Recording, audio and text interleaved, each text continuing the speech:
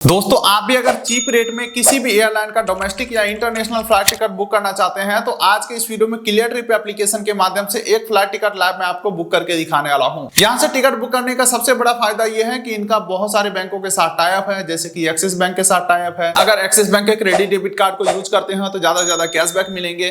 तो flight booking के समय हमने बैंक ऑफर और डिस्काउंट कूपन का खास ध्यान रखा है, जिससे हम टिकट बुक करते करते पैसे का भी बचत कर सकते हैं। इतना ही नहीं दोस्तों, फ्री में कैसे सीट सेलेक्ट करना है और यहाँ से बुक हुआ टिकट बाय चांस कभी कैंसिल करना पड़े या रीशेड्यूल करना पड़े तो क्या टर्म्स एंड कंडीशन रहेगा, क्या चार्जेस कटेंगे, सब कुछ जानेंगे आज के इस वीडियो में। बेहतर जानकारी के लिए चलते हैं मोबाइल के स्क्रीन के ऊपर और सब कुछ लाइव प्रूफ के साथ बात करते हैं। इसके लिए क्लियर ट्रिप एप्लीकेशन को इंस्टॉल कर लेना है, लिंक डिस्क्रिप्शन पिन कोड दे दिया हूं। जैसे इंस्टॉल करके ओपन करेंगे, फर्स्ट टाइम आपको एक मोबाइल नंबर एंटर करना होगा, उसके बाद आपके नंबर पे ओटीपी जाएगा, ओटीपी यहाँ पे ऑटोमेटिक फिल हो जाएंगे। अब दोस्तों यहाँ पे आप देख सकते हैं, यहाँ से हम लोग होटल, फ्लाइट, हॉलीडे पैकेज, बस वगैरह बुक कर सकते हैं।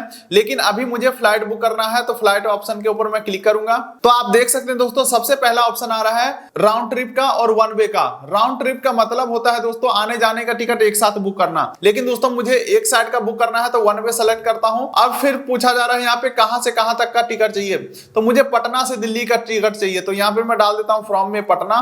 ठीक है, ये आ चुका है लोकनायक जयप्रकाश इंटरनेशनल एयरपोर्ट पटना, इसे मैं सेलेक्ट करता हूं। अब यहाँ पे पूछ रहा है कहां तक आपको जाना है, तो मुझे जाना है दिल्ली, तो यहाँ पे मैं दिल्ली डालता हूं।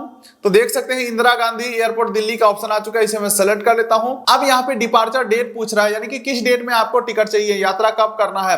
इसके ऊपर मैं क्लिक करता हूं तो कैलेंडर खुल के आ चुका है और हर एक डेट के नीचे एक प्राइस मेंशन है। इस प्राइस का मतलब ये हुआ कि इस डेट को सबसे सस्ता टिकट इतने रुपए का मिल सकता है, महंगा तो कुछ भी अमाउंट हो सकता है। फिलहाल दोस्तों जो मुझे टिकट चाहिए वो 17 सितंबर का टिकट चाहिए, 17 सितंबर में सेलेक्ट करता हूं। अब आप नीचे देखोगे दोस्तों तो रिटर्न डेट पूछा जा रहा है, तो रिटर्न टिकट मुझे नहीं चाहिए, तो रिटर्न डेट मैं नहीं डालूंगा और डायरेक्टली मैं डन के ऊपर क्लिक कर दूंगा। अब देखिए अगला यहाँ पे ट्रेवलर एंड केबिन क्लास का ऑप्शन आ रहा है, इसके ऊपर अगर मैं क्लिक करता हूं तो पूछ रहा है कितने एडल्ट आप ट्रेवल कर रहे हैं जिसका उम्र 12 साल से ज्यादा है, तो 1 2 3 4 ऐड कर सकते हैं। ध्यान रखिएगा ट्रेन के जैसा यहाँ पे सिस्टम नहीं है कि भाई यहाँ पे पैसेंजर हमने एक सेलेक्ट किया और आगे चल के 4 लोगों का नाम ऐड कर देंगे, ऐसा फ्लाइट में पॉसिबल नहीं होता है।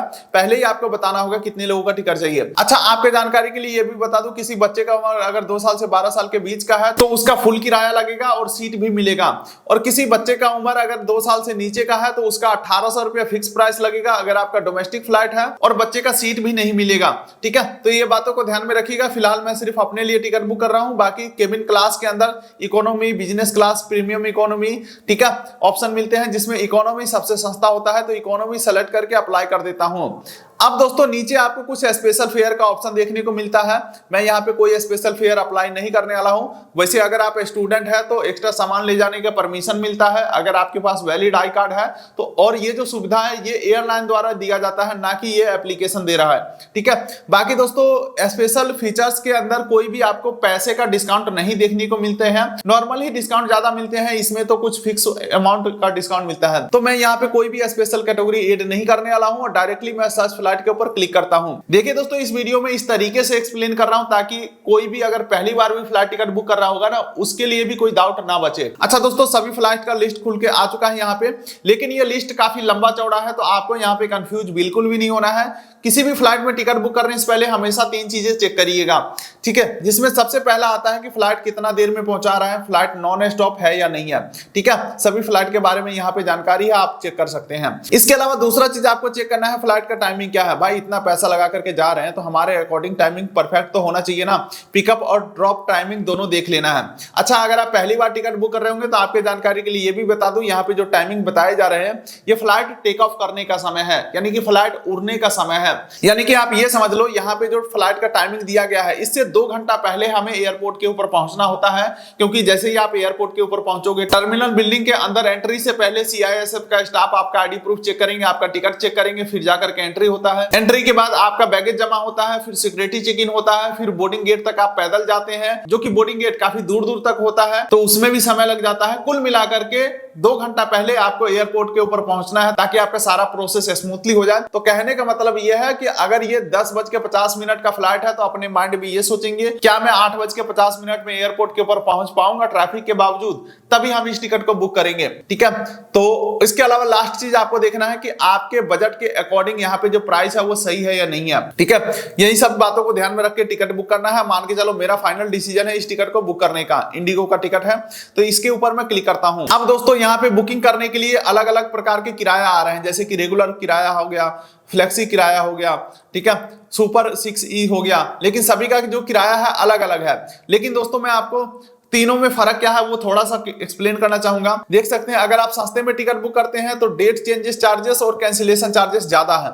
अगर आप थोड़ा सा महंगे में बुक करते हो तो डेट चेंजेस चार्जेस देख सकते हैं 3400 के बदला सिर्फ 400 रुपया डेट चेंजेस चार्जेस लगेंगे, और कैंसिलेशन चार्जेस देख सकते हैं 4400 के बदले यहाँ पे 2900 रुपया लगेंगे। कहने का मतलब है सस्ता में बुक करोगे बाद में कैंसिल या रिशेड्यूल करोगे तो ज्यादा चार्जेस काटे जाएंगे, अगर महंगे में बुक करोगे और बाद में कैंसिल या रिशेड्यूल करोगे तो कम चार्जेस काटे जाएंगे। लेकिन दोस्तों मेरे हिसाब से ना ये सब जो इतने भी नीचे का फैसिलिटी है महंगे किराए वाला, ये सब एप्लीकेशन या वेबसाइट का कमाई करने का जरिया है। मैं तो हमेशा सस्ते में बुक करता हूं क्योंकि मुझे जाना तय है, कैंसिल नहीं करना है, ना ही मुझे रिशेड्यूल करना है।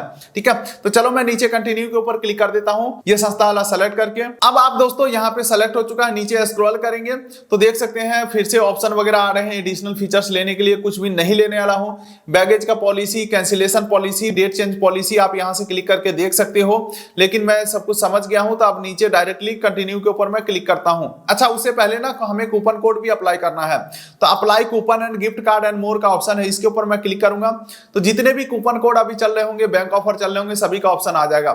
जैसे कि यहाँ पे सबसे ज्यादा डिस्काउंट देने वाला जो अभी कूपन कोड चल रहा है वो है 694 रुपए का डिस्काउंट, जिसके लिए HSBC ट्रेवल क्रेडिट कार्ड को यूज करना है तब जाकर के ही ये डिस्काउंट अप्लाई होगा। चलो मैं इस डिस्काउंट को अप्लाई कर देता हूं, तो 694 रुपए का डिस्काउंट अप्लाई हो चुका है, इसे मैं ओके कर देता हूं। अब नीचे कंटिन्यू के ऊपर क्लिक करके आगे बढ़ते हैं और ये हम आ चुके हैं दोस्तों सीट सेलेक्ट करने वाले पेज के ऊपर। सीट के क्या चार्जेस है वो आप यहाँ पे देख सकते हो, खास करके जो विंडो सीट होते हैं वो ज्यादा महंगे होते हैं और जो पीछे के सीट होते हैं सस्ते होते हैं।